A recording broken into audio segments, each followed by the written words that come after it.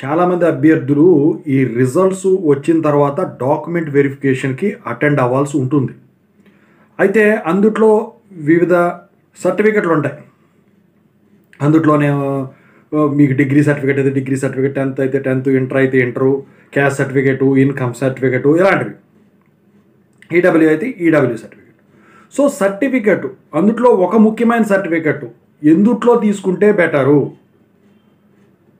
అందుట్లో government jobs కాబట్టి ఏమన్నా మెలికి పెడతారా, పలానా చోట కాకుండా ఇంకో వేరే చోట సింపుల్గా అయిపోతుందని తీసుకుంటే అని చెప్పేసి అభ్యర్థులు అడుగుతూ ఉన్నారనమాట. దాని గురించి ఇప్పుడు వీడియో చేయడం జరిగిందండి.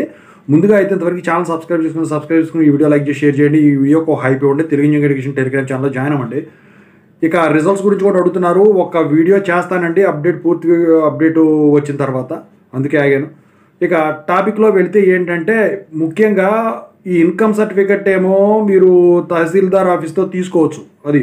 సో సచివాలయాల్లో కూడా ఇన్కమ్ సర్టిఫికేట్ ఇస్తున్నారు. ఇక ఇది కాకుండా ఈడబ్ల్యూఎస్ సర్టిఫికెట్ మీరు అక్కడ విఆర్ఓ వాళ్ళ దగ్గర తీసుకుంటారు.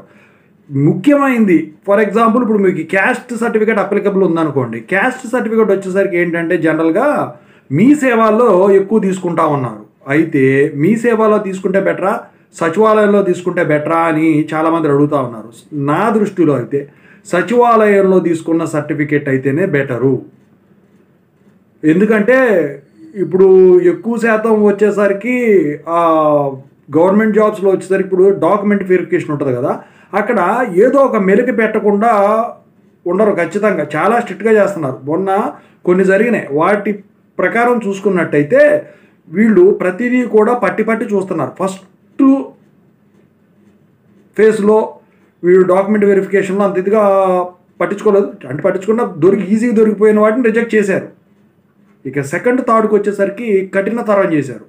అందుకని చెప్పేసి ఏదైనా కానీ గవర్నమెంట్ ద్వారా, ఇప్పుడు సచివాలయాలు ఉన్నాయి, సచివాలయాలు కూడా గవర్నమెంట్ పెట్టినాయి కాబట్టి సచివాలయం ద్వారా తీసుకోవటం వల్ల మీకు నాకు తెలిసి అయితే ఖచ్చితంగా అది ఎక్కడా కూడా 100% సేఫ్ అని నేను చెప్తాను.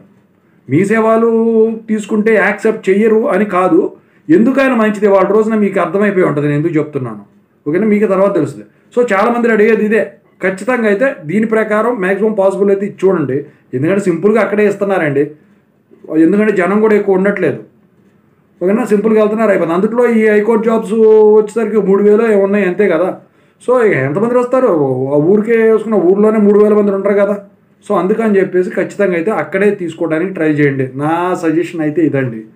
ఓకేనా, సో అక్కడ ప్రింటే ఎక్కడా ప్రింటే ఏదైనా పర్లేదు అనుకుంటే అది మీ ఇష్టం.